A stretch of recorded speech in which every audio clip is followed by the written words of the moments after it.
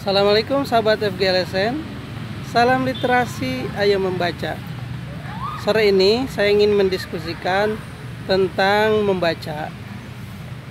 Membaca, kalau kita lihat dari jumlah peserta membaca, bisa dikategorikan membaca dalam kelompok atau grup, juga bisa membaca mandiri atau sendiri.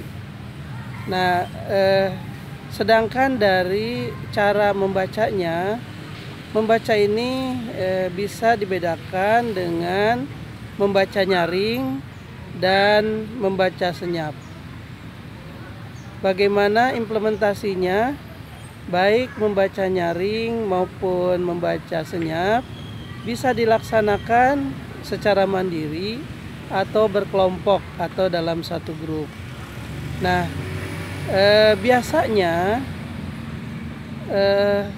membaca berkelompok itu tentu lebih dari satu orang, dan biasanya berkelompok ini harus ada yang mengatur atau mengelola cara membaca berkelompok ini. Bisa saja berkelompok ini dilakukan nyaring, dan pada umumnya memang kebanyakan nyaring. Jadi katakan saja guru dengan peserta didik dalam kelas. Nah, bisa saja guru yang membacakan nyaring, menceritakan satu topik bacaan, atau bisa peserta didiknya yang melaksanakan membaca nyaring.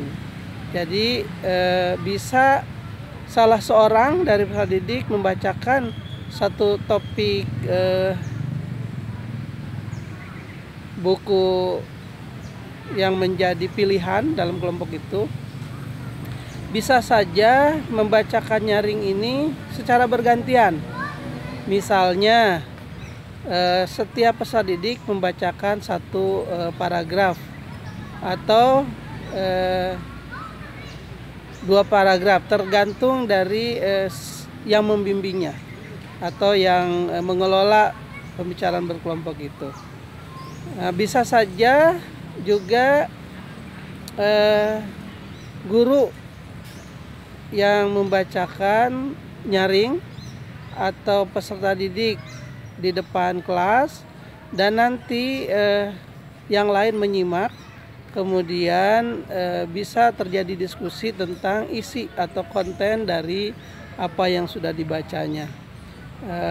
Dalam membaca ini tentu harus mencoba menggali, memprediksi apa yang terjadi, atau menggali apa sebetulnya konten dari buku yang dibaca tersebut.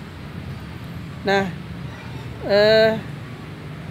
pelaksanaannya bisa di kelas, bisa di halaman, bisa di mana saja. Yang penting bahwa pelaksanaan tersebut baik mandiri atau berkelompok dilakukan dengan cara membaca nyaring, mau bergantian atau sendiri-sendiri dalam satu kelompok. Nah, kemudian membaca senyap. Membaca senyap juga bisa dilakukan secara berkelompok maupun mandiri. Nah, membaca senyap kebanyakan dilakukan secara mandiri. Jadi si peserta didik mencoba membaca secara mandiri dengan senyap tentang satu topik bacaan. Nah, ini mungkin tidak langsung jadi pengelola atau yang memberikan instruksi, nanti meminta tagihan. Bisa saja ini kaitannya dengan kebiasaan atau pengembangan atau pembelajaran. Jadi kalau dalam pembiasaan, pengembangan mungkin tidak dinilai, jadi tagihannya berupa menggali apa yang dibacanya. Sedangkan dalam pembelajaran, tingkat pembelajaran, tentu yang memberikan instruksi atau yang mengelola membaca ini meminta menagih dan menilai. Nah, jadi dalam pelaksanaan membaca ini supaya dilakukan betul-betul sesuai dengan tingkatannya dan disesuaikan pula apakah memerlukan satu tagihan penilaian atau biarkan mereka dengan senang. Yang menjadi satu bahan bagaimana minat membaca ini muncul. Nah, mungkin jadi kita sudah mulai mencoba kembali bagaimana supaya anak pandai untuk berbicara di depan kelas, di depan banyak orang. Nah, ini juga mungkin harus diperhatikan baik, membacakan satu topik bacaan, atau mungkin kalau kita kembali lagi merefresh pada zaman dulu adanya bercerita atau mendongeng. Nah, mungkin ini juga bisa digali bagaimana anak mencoba mendongeng, baik karangan sendiri maupun membacakan.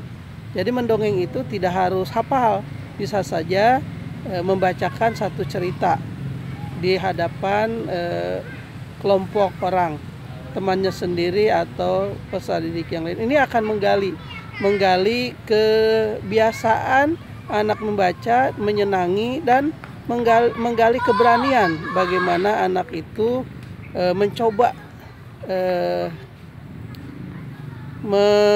melakukan hal-hal di depan banyak orang, dan ini akan menimbulkan kepercayaan diri. Jadi membaca dalam hal ini bisa menggali potensi si anak, mengekspresikan semua kemampuan, pengetahuan, dan keberanian di dalam melakukan satu diskusi atau jadi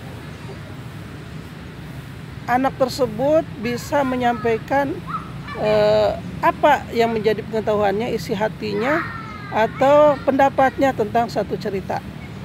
Jadi itu mungkin yang bisa digali dalam membaca ini. Sekali lagi, membaca bisa secara berkelompok atau mandiri.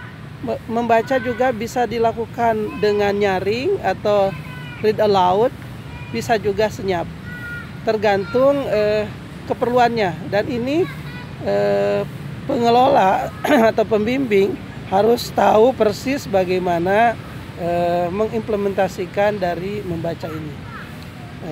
Saya kira demikian. Mudah-mudahan bermanfaat, sahabat FGLSN. Jangan lupa tonton sampai selesai, tonton semua videonya, dan like yang belum ya, like. Yang belum subscribe, silakan subscribe. Ajak teman-temannya share video ini ke yang lain.